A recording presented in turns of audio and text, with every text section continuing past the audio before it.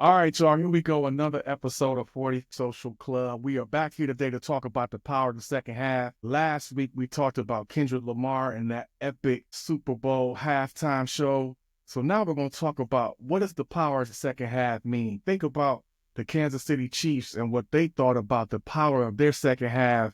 It was a little powerless. So now we're going to talk about how we can apply the power of the second half in a couple meaningful ways that I think you'll want to check out. So come join us today as we kick it off with the power of the second half.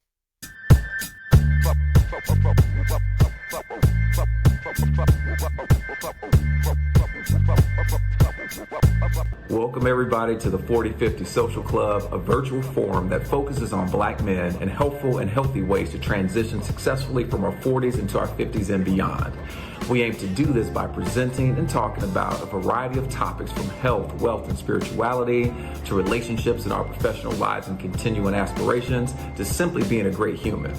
As I always share, I wish there were platforms like 4050 around what I was approaching and beginning to evolve through this particular life period. So we're hoping that you engage this podcast as we add to the growing movement to support and honor Black men. Jamin the Eagle, Quest the Helper, and I, CJ the Seeker, are excited to be here with you today for another injection of the 4050 Social Club. Let's get it. All right, everybody, let's jump into it today. We're going to talk about the power of the second half. So I think about, how we're going to kick this off today. The power of the second half can mean a bunch of different things. And I just want to open up the question, what does the power of the second half really mean to you? So, CJ, we want to take that one. What does the power of the second half mean? I think you need to be the one who takes it. Okay, all right. So I'll say this. So the power of the second half, I think, means for me. So here I am. I'm 50. Yes, everybody, I'm 50. I know I don't look like it, but I definitely think about the first half of my life, the first quarter of my life up to the point where I was 25. That's really when my life started. So I say that because I was done with college. I was done with all those things, right? And then I started into my life as a human being, making money, doing responsible human being things. And here I am from 25 to 50, that's 25 years. And I'll be lucky to have another 25 years like I had the first half of my life. Thank you, God. I pray for that. So it's like, this is my second half. The power of the second half is my second 25, and it's 2025. That has some meaning. So now it's like walking into my second half of my lifetime, taking what I learned from the first half and how I can apply it to make sure the second half don't end up like the Kansas City Chiefs. You know what I'm saying? Well, so that's y'all how gonna stay up off my team. That's number one. Y'all gonna stay up off my team. We didn't win because of all the reasons why I said because of Donald Trump. I'm telling you exactly why we didn't win. Anyway, I feel that there's also a definition from my standpoint on when you figure out exactly who you are. And I think that's a second half in itself. It doesn't even have to be a situation of age more than it is maturity and intelligence, the comprehension of things, right? So I feel that a lot of times when I look back at my life, I look at that as my power of second half, that of the things that I really understood about myself and what was driven, by me, right? Not in I come from a space of, I come from a space of making sure that you understand always to be selfish is to take those things that you need to work on and work on them selfishly so that you can always be selfless in the not only the eyes of others, but first the eyes of yourself, to understand that you have done all of that work to be able to give of yourself. So I come from that space of understanding that it was not until I came into that full understanding of that's when the second half started. Interesting. Wow. Okay. So was that like a year in your life? Like, cause you're not 50 yet, you still in your 40s. So No. you kind of like, you ain't even in your, like, you still in the first half. You like it towards the end of the first half. Yeah. So I'm trying to figure out when was in your mind, because it doesn't really have, age doesn't have anything to do with the second half. I agree with you. I feel like it's a mental thing. Like, what year was that for you? I would have to say it was probably around 2019, to be honest. Okay, so not too long ago. And when I say that from a space of there was a lot of maturity that I had already come through and come with, right? But when I think, again, coming back to me, right? When I think about me and the decisions that I needed to make for me, that did not come until that 2019 time frame. And I think that expanded because it was, me getting the therapy and going through therapy and just being engulfed in that transition of comprehension of who I was and where I needed to actually be for me. How I needed to show up for myself. Man, I wanna pause because man, you going into this next thing. I want to talk with you. I got another question, but I do want to ask CJ. I want to ask CJ. You got, what's the power of the second half for you? Yeah, well, interestingly, of the three of us, I'm the oldest. So I made this crossover in 50 a couple of years ago. I'm about to be 53 in April. So to me, when I think of the second half, the first thing that comes to mind is the fact that life doesn't end at 50. Sort of growing up. Yes. When I was a kid, you looked at, uncles, you had aunts, you had people in your life. Once they got to 50, you were like, oh, they on the other side of that hill on their way down, because they just felt so much older than we were. It was just one of those things.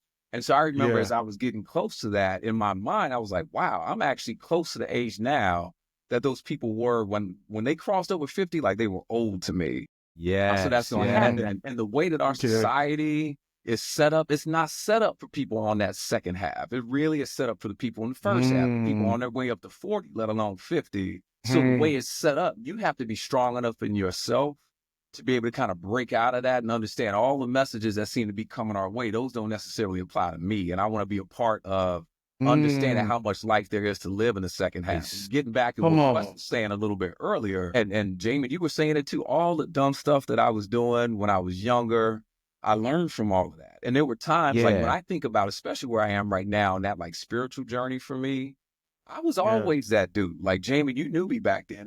Like, there was a part of me that was just kind of crazy and doing my own thing, but there was another part of me that was always that.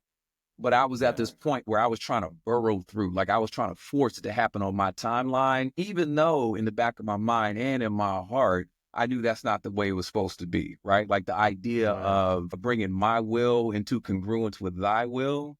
When I was that age, there was a whole big chasm between those two things. So now that as I've gotten a little bit older and settled down a little bit, I'm realizing that my will really is a lot more in congruence with what thy will is. And it's easier for me now to kind of accept that and surrender to it. So I'm kind of excited about what's about to happen, right? Like you couldn't have told me a couple decades ago that I'd be sitting here right now with anybody trying to, well, I guess podcasts didn't exist 25 years ago, but you know what I'm saying? Like you couldn't have seen me. I couldn't have seen myself trying to do something quite like this. But you get to this point, you realize like I've got life experience, I've got wisdom, and I'm not alone in this. There's several of us that do. So the idea that I'm using what it is that kind of got me to this point to now jump into this next phase and be ready to hit it head on, that's what that second half means to me. Yeah, that's intriguing. There were two things y'all both mentioned that are really sticking with me. CJ, you said my will versus thy will. Quest, you said something similar. You talked about you driving, being the driver in the first half of your life. And I want to talk about that thread there, because I feel like I agree with you all so much. Like I feel like the first half, I was living my life according to what my uncles, my dad, my mama, my grandmama, they all told me these are the ingredients you need to make sure you have in your super life. Like so that by the time you reach 50, you will prosper in ways that maybe they weren't able to, right? And so it's like, but then like you reach it. And so like that whole time you drive and it's like my wheel, I gotta do this, I gotta drive, I gotta drive, I gotta drive.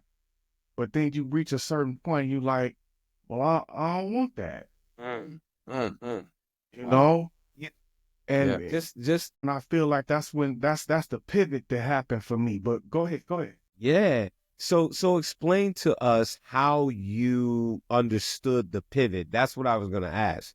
How did you Yeah. understand that? Man, I will never forget this, man. You said 2019. And I'm gonna come I back think, to that too, because 2019 was a big year for me. So go. yeah. It's something about 2019. I remember I'm about to get on a plane, me and my homeboy, we about to go to South Africa. And I'm about to transition. My birthday's December 27th. We're gonna spend my birthday in South Africa, and I transition in 2020. And I remember being on the plane and I felt something, and I told him, I was like, man, I don't know what's happening to me, but I feel different. Like I feel like the things that used to be important to me, or the things that used to make me laugh, or the things that, I would really double, triple down on, they started losing meaning for me. And I remember that moment vividly, because we were sitting right next to each other across the aisle, and he just looked at me, he was like, man, whatever, you probably cool. Like, you just probably going through something, And I will never forget that day. And I feel like that's when it started for me. Yeah. Okay. Yeah. Well, before we get off of this, because I want to mention 2019 too, and I'm glad you came back to that, Jay, because when Quest said, I was like, oh my gosh, like that's kind of my origin story in a way when I think about my second half too. So we were, it was fall of 2019, like probably in September 2019. And our two daughters, our youngest played volleyball. So she was a freshman on the high school team at the time. She wasn't playing a lot as a freshman. It was cool. Like I wasn't worried about that. So my wife and I, Janine, were at the game, and all these other fans are there. And the team must have did something really positive. And I was so not present in that moment. So, Janine gets up, everybody's getting up and they're clapping about stuff. And she notices that I'm just like still sitting on the bench there, like in the stands. I'm just sitting there and I'm not really reacting. She's like, are you okay? And there was I know what my standard answer to that was, like, yeah, I'm good. Don't worry about me. But in that moment, I knew something didn't feel right. And I just told her, I was like, I'm scared. And she had never heard me talk like that. So she's like scared. So she sits down like, what's going on? Why are you feeling that way? If you're scared, if you're scared, what's going on? And again, all this other commotion is going around. And I just said to her, and then we've talked a little bit about, I'm sure we're going to get into it in some of these episodes. Like I had a life growing up, like a lot of trauma when I was a kid. And I had a way of dealing with all of it. To me, it was like, what shit happens? It's either going to kill you, it's going to make you stronger. And that's kind of the way that we were reared, which is part of the reason that we're here now, like trying to tell Black men, hey, open up and let some of that out. But I didn't grow up that way. I grew up, you keep it in house. You're good. You can cope. No matter what happens, I'm good. It's going to slide off me. And so I found myself in a situation where that wasn't working for me anymore. And I was telling her, I was like, I'm scared because the mechanisms I've had in place for decades are not working. There are feelings that are rising to the surface that I can't control anymore. And I'm afraid of what's on the other side of this, because I know how much I've been holding in all these years. The moment I let this out, I don't know what's going to happen tomorrow. I could be dead. I could be in jail. Who knows? Because it could go any kind of way right now. So she was the one. She knew I wasn't at that point in my life where you could have gotten me to go sit on somebody's couch.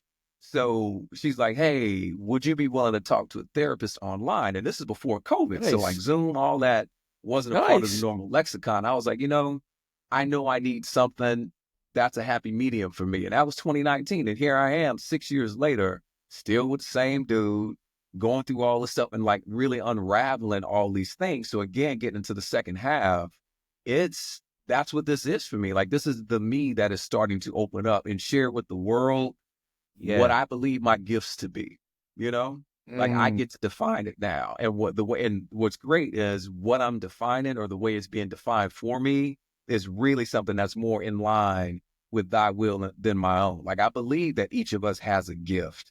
Each of us has a uniqueness, and I want us to revel in that.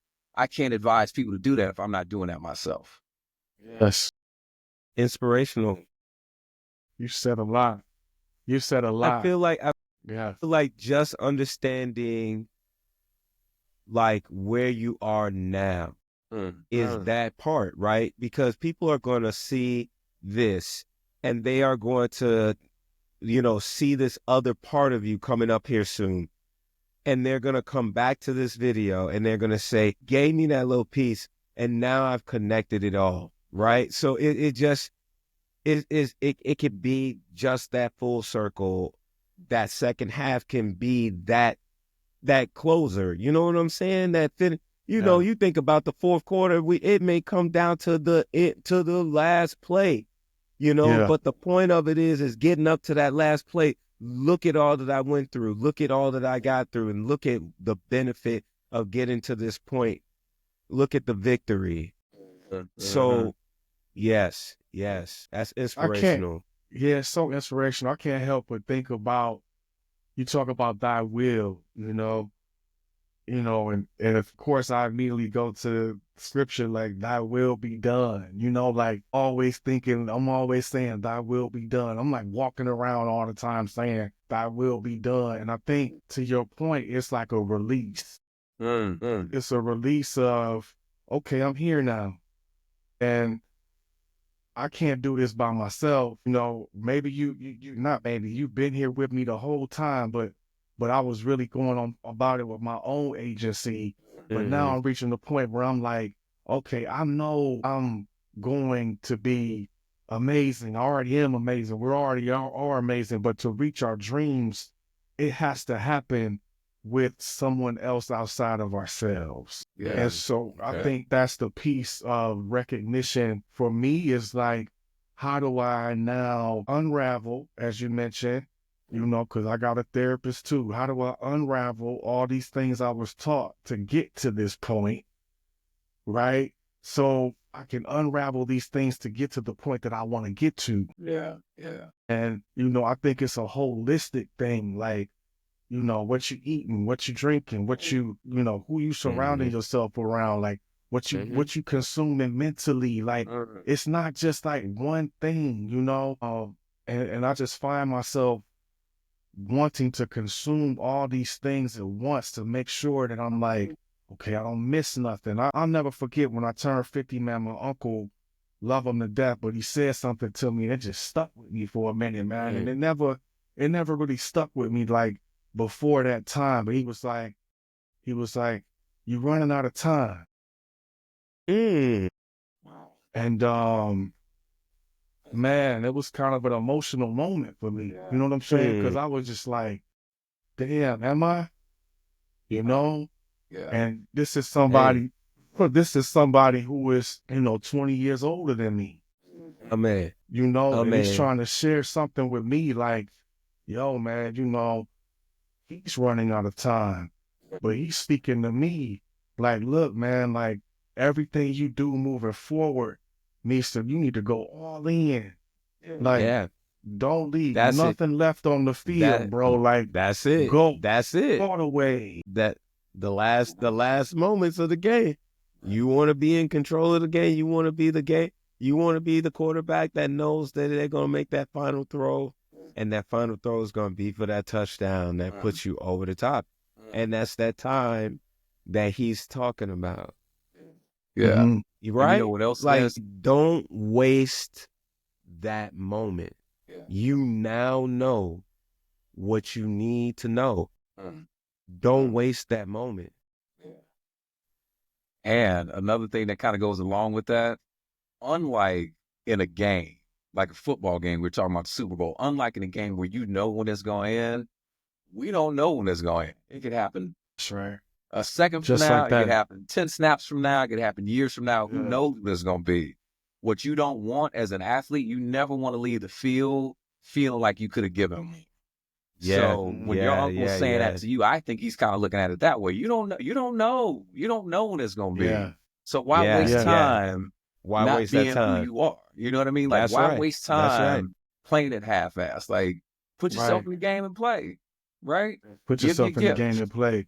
Yeah. And I think part of that unraveling for me is, the way I was raised in perfectionism.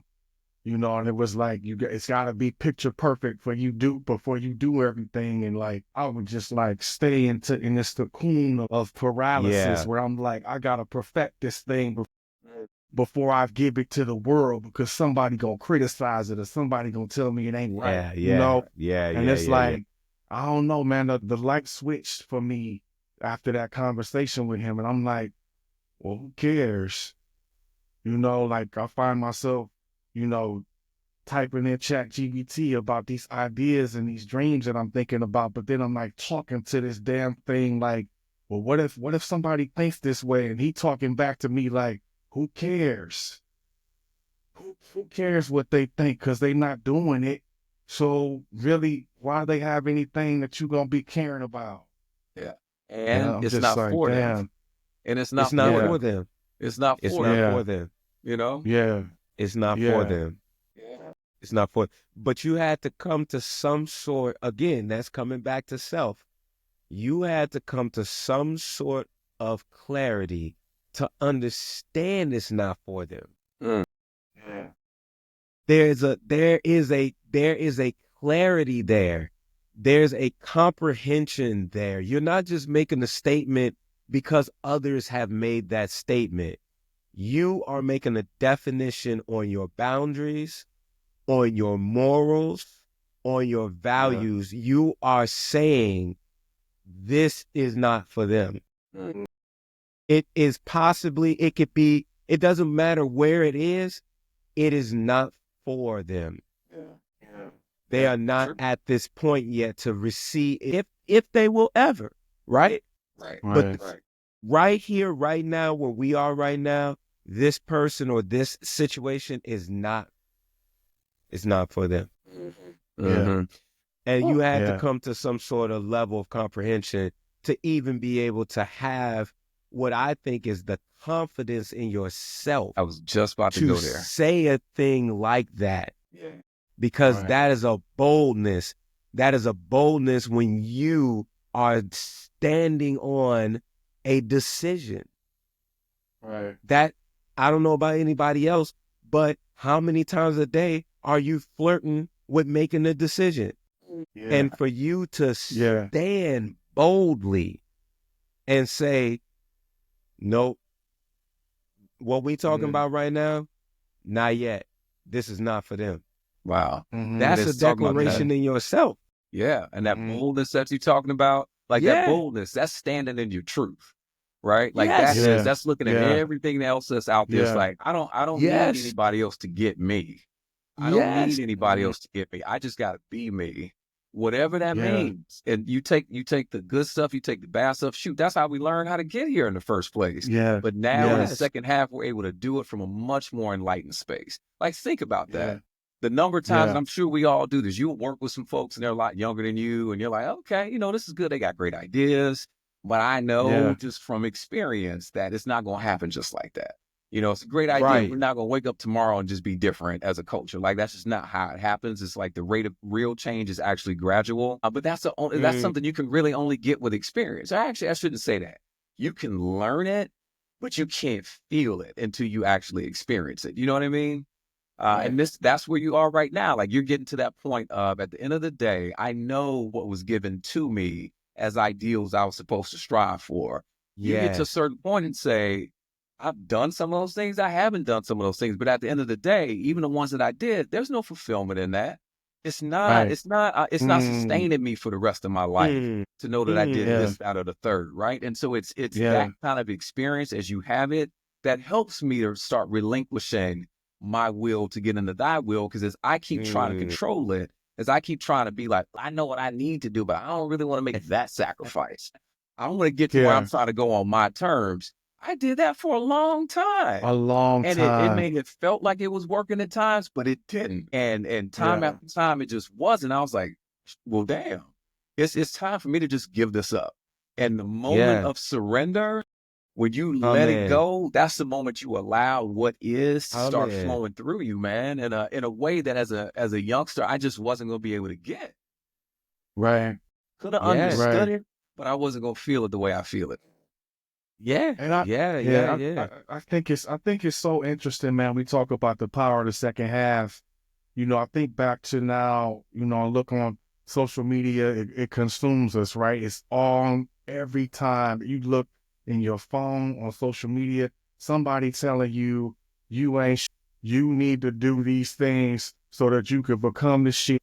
And here's the formula on how to do it. And it's like, and then people are like chasing this thing, we People chasing doing it it. like, I want that life, and then you like, I'm gonna try this, and then you get into it and you like, nah, I don't really want that. But maybe I'm gonna go over here and I'm gonna try this, and until you figure out what that is. And I feel like everybody needs to go through a phase in their life where they get an opportunity to step back away from what somebody else told them they should be, to take some time to figure out who they want to be and experiment with those things. And if you fail, you fail. That's right. But at least you'll know. You know what I'm saying? Yeah. And hopefully you're able to do it and have a partner that can be there for you to support you when you fall, so you don't fall flat on your face all the way. But I'm saying, like, and then to be able to reconstruct yourself in a way that's you like, dang, I did that. Like, to me, that's like where I want to get to, where I'm like, I tried everything I was supposed to, and I got to where I wanted to get to, and now I'm right where I am with who I am being, all those things I want to be, Yeah. Wow. Man. So the power of the second half. Yeah, go ahead. I was gonna say, Yeah. another thing that kind of comes to mind, hearing you say that too, and Quest, you kind of touched on it. And when you're talking about like that being bold, kind of piece of this, are when you're living it, like when you're really in your truth, and you're living bold and you're living big like that. Shoot, I just lost my train of thought. This is what happens at 52. It's all good. I don't remember. This is the thing. I know we can cut this out, right? This is gonna be part of the B-roll. I started going. I was like, "Oh shit, I done lost it. I'm gonna see if I can talk myself back into it." No, we ain't got to cut heads none of that out. We ain't None of editing that. nothing. None This of is that. We real. ain't This none is of that good. out. But like I was going, I was like, "Oh man, I don't even know where my mind just took me right here." It was something with the living bold. Oh, I know what it was gonna be. The thing about living bold is like, there's something that I found myself saying to myself, and I've said it to y'all a couple of times, like, that's that.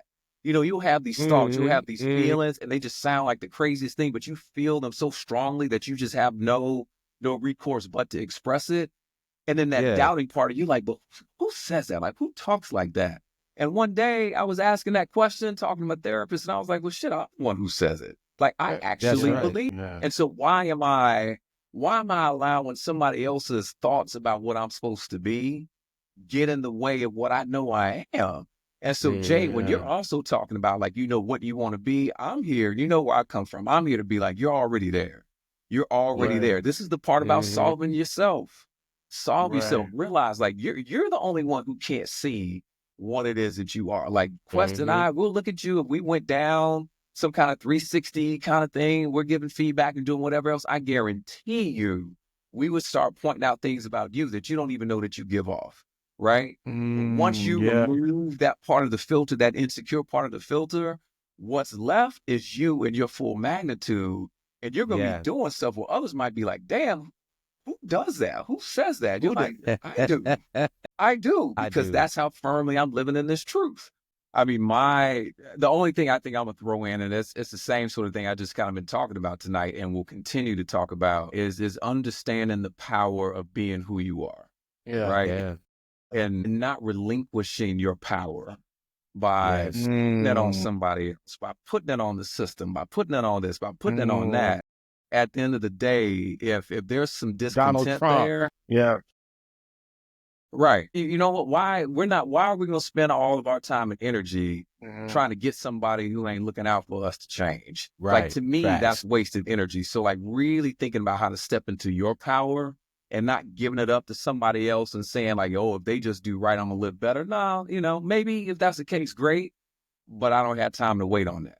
Right. Like, the clock is ticking and we don't have forever. So that's kind of the way I look at it when I think about the second half. That first half, man, you out there living, you're never going to see tomorrow. You know, when you get into that second half, you're like, this thing is going to end at some point. Yeah. I don't necessarily know when. I don't know if I'm the beginning of the third quarter. I don't know if it's a 2-minute drill. Like, I don't know right now where it is. Yeah.